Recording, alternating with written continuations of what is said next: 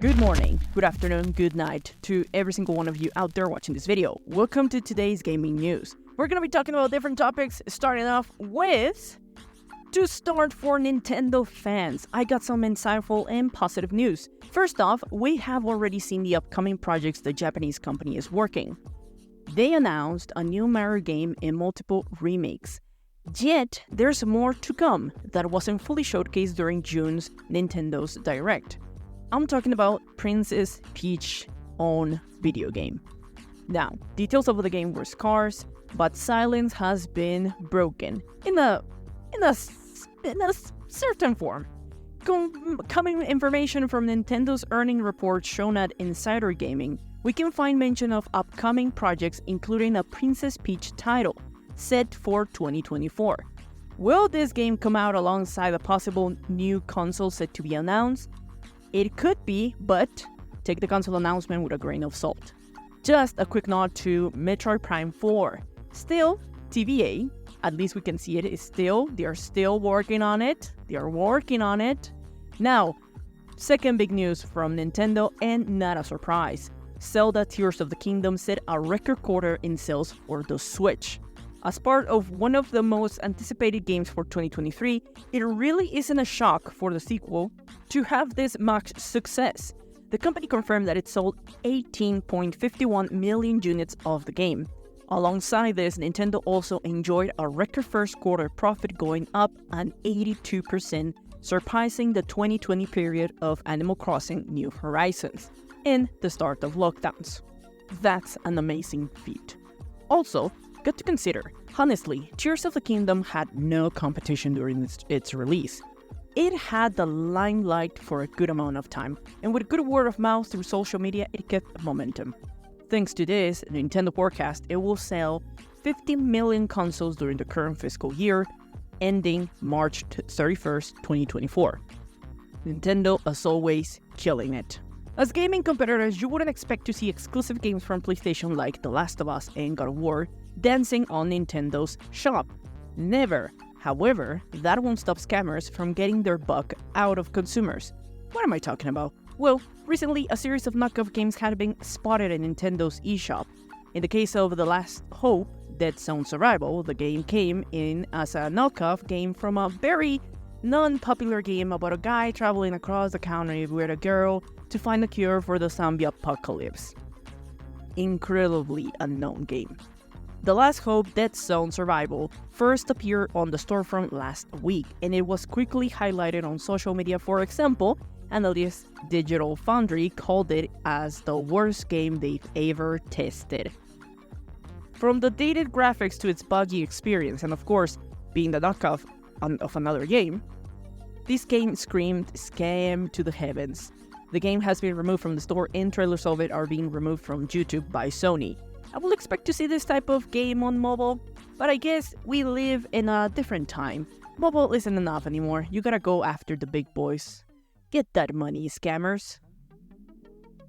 Someone is going to be in some serious trouble. Expect in the upcoming news videos a note about Ubisoft suing a person, cause a good 2 hours of gameplay footage have been leaked online. The reason why this person will be in trouble is because users had to sign an NDA to be able to play it. But we don't care about that, we care about the game. What is Assassin's Creed Jade? It's one of the next upcoming Assassin's Creed games that take place in the 3rd century during the time of one of the first unified dynasties in China. One of the most asked for settings or places during time by fans for a long time. What took Ubisoft so long to do this? Beats me. But the game is said to be free to play and is currently in beta testing. Now, this game will come out for mobile. Next biggest question, what was showed in the leaked gameplay? I cannot show anything from the leaked gameplay, so let me describe it. Starting off with looks and style. It appears great, considering it is a mobile game. The UI, the graphics almost have the complete look of the game, very alike to the newest titles, from Origins to Valhalla. In that aspect, the game is just the same, but takes place in China. Gameplay-wise, Well, expect it to be closer to the RPG and newer combat system that games like Odyssey and Valhalla have. Your character has power-ups and extra abilities that let you do special moves, combos, and critical hits. Unlike Mirage, Assassin's Creed Jade returns more into the RPG formula. Unfortunately, if you were expecting a more stealth and strategic game, it isn't going that route. Still, the way the character moves during combat and its special moves with a katana looks smooth and dynamic. However, after seeing the gameplay, it's, in my case, disappointed. On one part, it's awesome to have games on mobile looking like that, but at the same time, the game plays like any other previous Assassin's Creed game. There isn't anything different about it. One interesting thing about the game is the comeback from an old acquaintance. Cassandra from Odyssey makes an appearance during the game. How much is she involved? Still unknown. But to tell you the truth, I'm not against it. I like the idea of making Cassandra a bigger figure within the Assassin's Creed lore, especially after the finale of Odyssey. This week, Baldur's Gate 3 started off with a bang. A big bang bang, releasing in early access this week.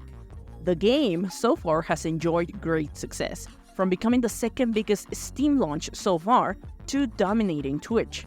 The game has reached a peak of 380 plus players on Steam.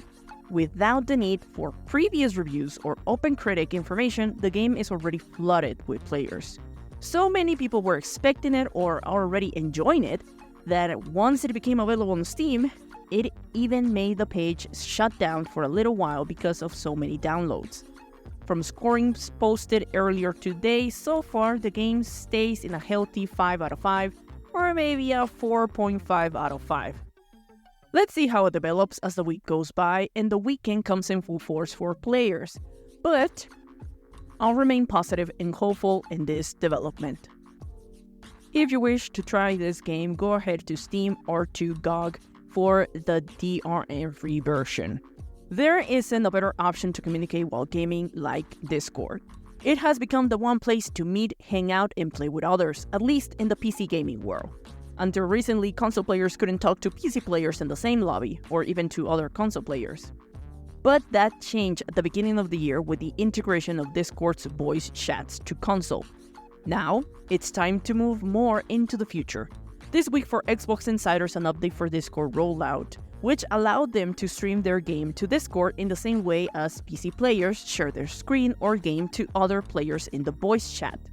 Right now, this only has been announced for Xbox. Hopefully soon this feature will roll out for PlayStation players as well. But that's gonna be all for this episode. What are your thoughts on this gaming news? Let me know in the comment section. I'm the Honey Buyer and I love to talk about everything gaming from news to games. If you liked the video, remember to leave a like and share, it really helps out. Don't forget to subscribe. See ya in the next video. Keep on gaming.